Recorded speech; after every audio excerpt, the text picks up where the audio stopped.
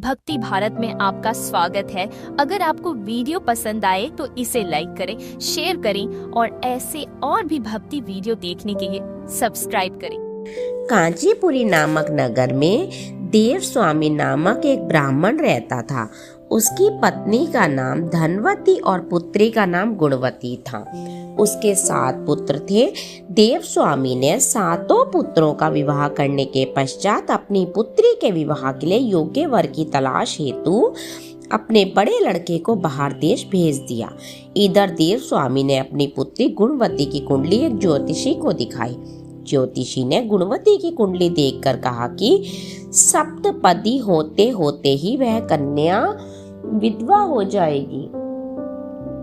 यह बात सुनकर देव स्वामी अत्यंत दुखी हुए और ज्योतिषी से इस योग के निवारण का उपाय पूछने लगे। ज्योतिषी ने उपाय बताया कि इस योग का निवारण सिंगल द्वीप वासिनी सोमा नामक धोबिन को घर बुलाकर उसकी पूजा करने से ही संभव होगा। यह सुनकर देव स्वामी ने अपने सबसे छोटे लड़के के साथ अपनी पुत्री को सोमा धोबिन को घर लाने के उद्देश्य से सिंगल द्वीप जाने के लिए रवाना किया। वे दोनों समुद्र के तट पर पहुंचकर समुद्र पार करने का उपाय सोचने लगे, लेकिन उन्हें कोई उपाय नहीं सूझ रहा था। थक हार कर दोनों भाई बहन भूखे प्यासे एक वट वृक्ष की छाया में उदास होकर बैठ गए। देव स्वामी ने अपनी पुत्री गुणवती की कुंडली एक ज्योत बैठ गए। उस वृक्ष के तने की एक खो में गिद्ध के बच्चे रहते थे। वे दिन भर इन दोनों को परेशान होते हुए देख रहे थे।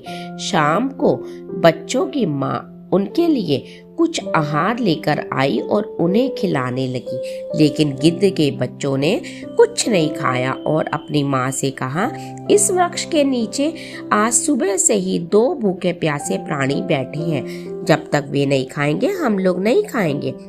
बच्चों की बात सुनकर उनकी माँ गिद्धनी को दया आ गई। उसने दोनों प्राणियों को देखा और उनसे पास जाकर कहा, आपकी इच्छा मैंने जान ली। आप लोग भोजन करें। कल प्रातःकाल आप लोगों को समुद्र पार सोमा के घर पहुंचा दूंगी। गिद्धनी की बात सुनकर उन दोनों भाई बहन की चिंता कम हुई। दोनों को अत्यंत प्रसन्नता हुई। उन्होंने गिद्धनी को प्रणाम कर भोजन किया। प्रातः होते होते गिद्धनी ने उन्हें सोमा के घर पहुंचा दिया। वे दोनों पास के ही जंगल में झोपड़ी बनाकर रहने लगे। उन्होंने अपनी सेवा से सोमा को प्रसन्न करने का निश्चय किया। वे प्रतिदिन सुबह उठने में अंधेरे में उठकर सोमा को घर झाड़ कर लीप पोत दिया करते थे। सोमा को हर रोज इतने ढंग से अपना घर लिपा पुता एवं साफ सुथरा आश्चर्य होता था।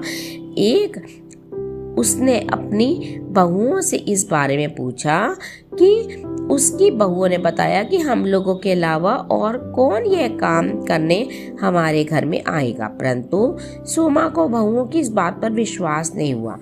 उसने एक दिन सारी रात जागकर घर की सफाई का सारा रहस्य जान लिया। यह जानकर उसे बड़ा दुख हुआ कि उसके घर की सफाई एक ब्राह्मण कन्या और उसका भाई करता है। उनसे इस तरह सेवा का कारण पूछने पर भाई ने सोमा की सारी बात बताई, जिसे सुनकर सोमा ने कहा, आज से तुम लोग यह काम करना छोड़ दो। मैं तुम लोगों की साधना और सेवा से प्रसन्न और विवश हूँ। अब तुम्हारी सेवा के किए बिना मुझे विश्राम नहीं मिल सकता। सोमा उनके आग्रह पर दोनों के साथ घर जाने को तैयार हो गई। प्रस्थान करते समय उसने अपनी बहुओं से कहा कि यदि मेरी अनुपस्थिति में किसी की मृत्यु हो जाए तो उसके शरीर को नष्ट न करना। क्षण भर बाद दोनों अतिथियों के साथ वह कांचीपुर पहुंच गई। दूसरे दिन गुणवती का विवाह संपन्न हुआ और सप्तपदी होते होते उसके पति की मृत्यु हो गई। सोमा ने अपने संचित पुण्य का फल गुणवती को दान कर उसके पति को जीवित कर दिया। उन्हें आशीर्वाद देकर वह सिंगल द्वीप के लिए रवाना हो गए। संचित पुण्य क्षीण होने से सोमा के पुत्र, दामाद और पति की मृत्यु हो गई। यह जानकर नया पुण्य संचित करने के उद्देश्य से वह रास्ते में एक जगह रुकी। नदी के तीर पर स्थित एक पीपल के वृक्ष की छाया में भगवान विष्णु का पूजन किया और पीपल के वृक्ष की 108 परिक्रमाएं की। इतना करना था कि सोमा के पुत्र, दामाद और पति जीवित हो गए और उसका घर धन धान्य से भर गया। इस प्रकार निष्काम भाव से सेवा करने का उत्तम फल सोमा को प्राप्त हुआ। अतः सभी को इस कथा से शिक्षा लेनी चाहिए और यही इस व्रत का लक्ष्य भी है। इस दिन पवित्र नदी में स्नान करने का महत्व होता है।